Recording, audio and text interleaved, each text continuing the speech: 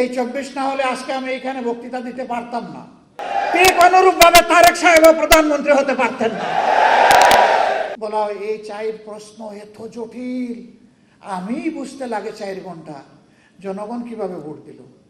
চিংড়ি মাছের জীবন, লাভ দিলে পিছনের দিকে যায়। আল্লাহর কসম, জীবন দিব কিন্তু 24 হারিয়ে যেতে দেব না। লা হাওলা ওয়ালা কুওয়াতা ইল্লা বিল্লাহ। রাজনীতিবিদরা যদি এরকম জাতির সাথে প্রতারণা করে, তাহলে এ দেশের মানুষ যাবে কোথায়? আমরা লজ্জিত। প্রতিবারই সাধারণ জনগণ, তরুণ ছাত্র সমাজ, যুব সমাজ, শ্রমিক ভাই বোনেরা জীবন দিয়ে এই অর্জন যখন জাতির হাতে তুলে দেয়, তখন কিছু লুটেরার হাতে এটা হারিয়ে যায়। সেই 24টাও শেষ পর্যন্ত যা হলো, হারিয়ে দেওয়ার কসরত করা হচ্ছে। আল্লাহর কসম, জীবন দিব কিন্তু 24 হারিয়ে যেতে দেব না।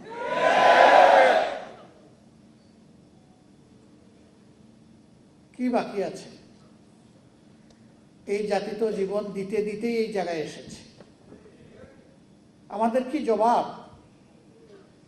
শহীদ পরিবারের সদস্যবৃন্দের কাছে? কি জবাব এখনো ভাঙ্গা পা হাত নিয়ে, বুকে মাথায় পিঠে গুলি নিয়ে যারা এখনো প্রতি রাত ঘুমাতে পারে না, কাতরায়, কষ্টে যন্ত্রণায়, কোনো কাজ করতে পারে না, তারা যুবক যুবতী হয়ে গেছে এখন পঙ্গু, তাদের কাছে আমাদের কি জবাব? এখন যে পার্লামেন্ট এবং সরকার গঠিত হয়েছে, সবাই স্বীকার করে যে একটি 24-এর ফসল, কিন্তু কেউ কেউ বলতে চান 24 তেমন কিছু না, এর আগের অংশটা গুরুত্বপূর্ণ। আমরা তো বলছি না আগের অংশ অগুরুত্বপূর্ণ, কারণ সেই অংশেই তো আমরা আমাদের মাতার তাজ 11 জন নেতৃবৃন্দকে হারিয়েছি। সেই অংশেই তো আমাদের শত শত সহকর্মীকে হারিয়েছি। সেই অংশেই তো আমাদের ভাই বোনেরা আয়নাগরের সঙ্গে হয়েছে। সেই অংশেই তো লাখো লাখো মানুষ, আমাদের সহকর্মীরা বারবার কারাগারে চলে গিয়েছে। সেই অংশেই তো আমাদের সহকর্মীরা চাকরি হারিয়েছে। সেই অংশেই তো বাড়ি ঘরে ঘুমাতে পারেনি। আমরা তো ওই অংশ অস্বীকার করছি না, কিন্তু এইটা অস্বীকার করার কোনো উপায় নেই। আমাদের এত এত ত্যাগ, আমাদের আন্দোলন এবং প্রতিরোধ তখন কিছুই কার্যকর হয় নাই। যা এসে কার্যকর রূপ পেয়েছে 24-এ, এই 24কে স্বীকার করতে এত হীনমন্যতা কেন? এই 24 না হলে আজকে আমি এখানে বক্তৃতা দিতে পারতাম না।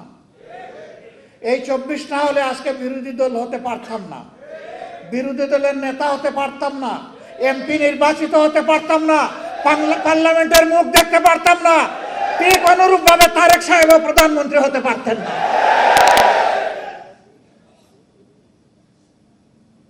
আর যে সমস্ত মন্ত্রীরা আজে বাজে কথা বলে, কেউ তো সংসদের ভিতরেই বলে ফেলে, আর কেউ টক শোতে গিয়ে বলে, দায়িত্ব জ্ঞানহীন কথা বলে, দেশ বিরোধী কথা বলে।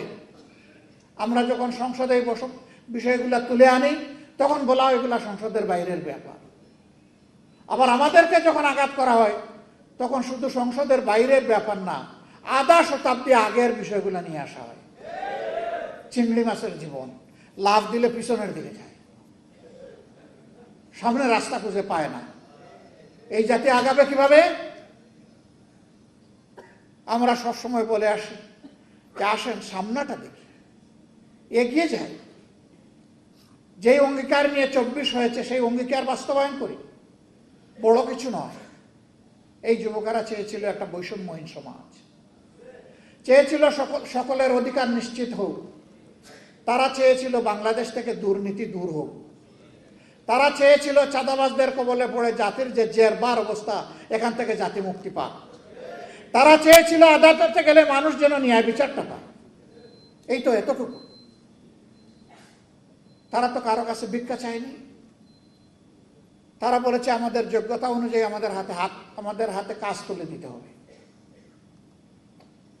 আজকে অনেক বড় বড় কথা আমরা শুনছি বিভিন্ন দিক থেকে, কিন্তু কাজের বেলায় আমরা এটা খুঁজে পাই না। আপনারা নিশ্চয়ই সংসদ দেখেন, আমি বিশ্বাস করি এই কারণে দেখেন যে এই সংসদকে আপনার মজলুমের সংসদ মনে করেন। সেই মজলুম এমপিরা ওখানে গিয়ে জনগণের জন্য কি বলে এইটা আপনারা আগ্রহ করে শুনতে চান, দেখতে চান, আপনারা মূল্যায়ন করবেন আপনাদের বিবেকের পর্দায়। এ গভীর বিশ্বাস আমাদের আছে। জুলাইয়ের সবচেয়ে বড় দাবি ছিল ফ্যাসিবাদ যাতে বাংলাদেশে আর ফিরে না আসে, এই জন্য সংস্কার সাধন করা, একটা নতুন বাংলাদেশ গড়ে তোলা, অতীতের পচা রাজনীতিকে বিদায় জানানো, নতুন রাজনীতিকে আলিঙ্গন করা, মানুষকে আশাবাদী করে তোলা। এই জন্যই হয়েছিল গণভোট। সেই গণভোটের ব্যাপারে বলা হয় এটা তো সংবিধানে নাই। বলা হয় এই 4 প্রশ্ন এত জটিল, আমি বুঝতে লাগে 4 ঘন্টা, জনগণ কিভাবে ভোট দিল? কেন? এই 4 প্রশ্ন তো 17 দিন আগে থেকে প্রচার করা হয়েছে, সকল মিডিয়া খুলাসা করা হয়েছে, গোপন রাখা হয়নি। আপনারা বুঝাতে চান যে জ্ঞান বুদ্ধি শুধু আপনাদের আছে, এই দেশের 18 কোটি মানুষের নাই। তা তো মানুষকে আপনারা অপমান করছেন। আমি মূর্খ হতে পারি, কিন্তু আমার জাতি তো মূর্খ, আমি কথা বলতে পারি না।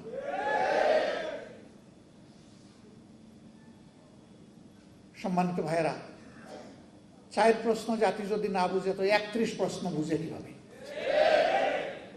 এগুলো সব গুজামিল, ভাওতাবাজি। এবং ইতিমধ্যে একজন বলেছেন আমরা সব কিছু আগে মেনে নিয়েছি যাতে বুটটা হয়ে যায়, মানে বুট হয়ে পকেটে ঢুকে যায়। আরেকজন বলেছেন টুল মওকুফের কথা বলেছিলাম, আসলে বুট পাওয়ার জন্য। লা হাওলা ওয়ালা কুওয়াতা ইল্লা বিল্লাহ।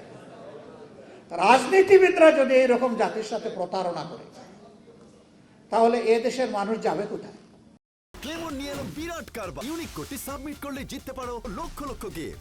বিস্তারিত ফেসবুক পেজে।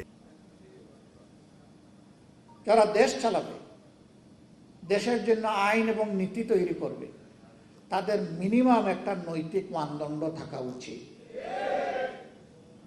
ইলেকশনের আগে তারাও বললেন, আমরাও বললাম, সবাই গণভোটে হা বলুন। জনগণ 70% মতো হা বলল। এখন তারা বলেন যে 51% মানুষ আমাদেরকে রায় দিয়ে পাঠিয়েছে, আমরা এটা মানব না, কারণ আমরা সংখ্যাগরিষ্ঠ। তো 51 বড় না 70 বড়? আপনাদের দাবি যদি মেনেও নেই, কিভাবে ভোট পেয়েছেন সে বিতর্ক থেকে গেল ইতিহাসে। পাইছেন কি পান নাই, হিসাব কিভাবে মিলাইছেন জনগণ জানে। 3.5 ঘন্টা ব্ল্যাক আউট করে কি করা হয়েছে জনগণ বুঝে, এবং এর জন্য রাজসাক্ষীও পাওয়া গেছে, কোনো অসুবিধা নেই। ইতিহাস অবশ্যই এইটাকে পর্যালোচনা করবে ইনশাআল্লাহ, এবং যার যার পাওনা সবাই সময় মতো পেয়েও যাবেন ইনশাআল্লাহ।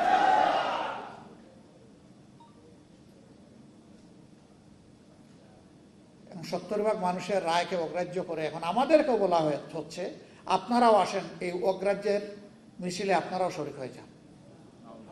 সংসদে আমাদেরকে অনেক সংবিধান শেখানো হয়, অবৈতনিক কিছু শিক্ষক আছে,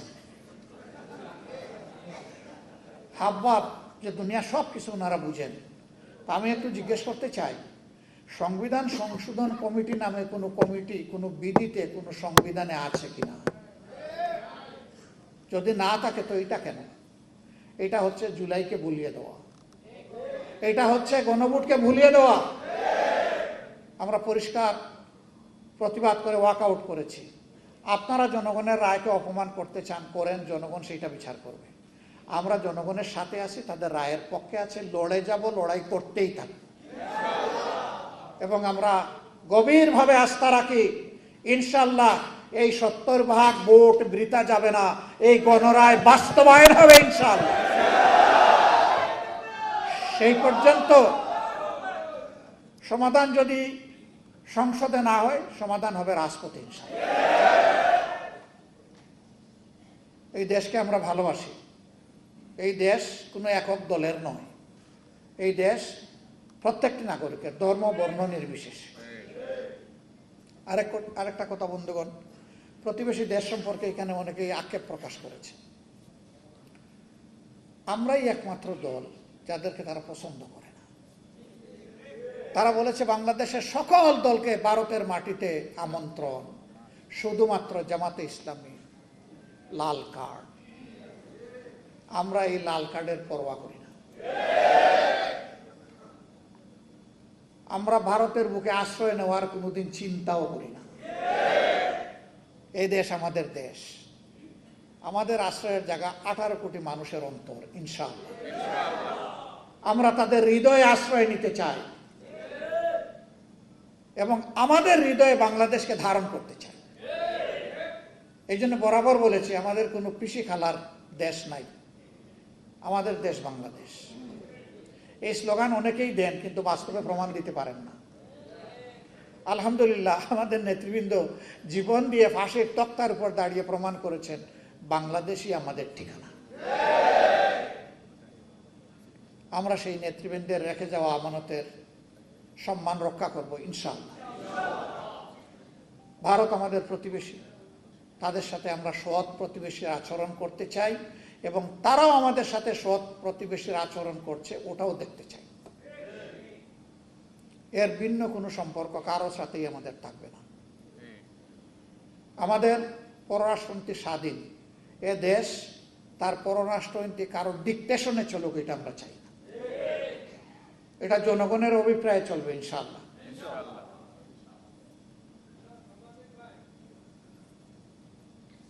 সম্মানিত ভাই বোনেরা, অনেক কথা বলে ফেললাম।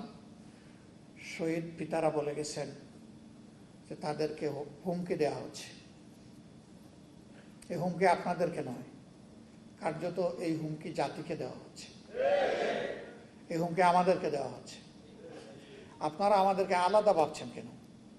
আমরা তো প্রথম দিনই আপনাদের ঘর বাড়িতে হাজির হয়ে বলে দিয়েছি যে এখন থেকে আপনাদের পরিবারের সদস্য আর একটা সদস্যের নাম হচ্ছে বাংলাদেশ জামাত ইসলাম। আমরা আপনাদের পরিবারের সদস্য হয়ে আছি। হয়তো পারি না সবসময় খোঁজখবর নিতে, মনে চাইলেও, কিন্তু আমাদের অন্তরে আপনারা 7 দিন 24 ঘন্টায় আছেন, থাকবেন। এই ঋণ পরিশোধ করার কোনো শক্তি আমাদের নাই, কিন্তু আমরা চেষ্টা করে যাব যাতে আপনাদেরকে সম্মানটুকু দেখাতে পারি। আল্লাহ যেন এই শক্তি আমাদেরকে দান করেন। আপনাদের নিরাপত্তা আমাদের নিরাপত্তা। আমরা ভয় পাই না, ভয় পাই শুধু আল্লাহ রাব্বুল আলামিনকে। আর কাউকে কোনো পাত্তাই দেই না, পাত্তা দিব না ইনশাআল্লাহ। আহত পঙ্গু ভাইয়েরা যারা আছেন তাদের জন্য বড় দুঃখ।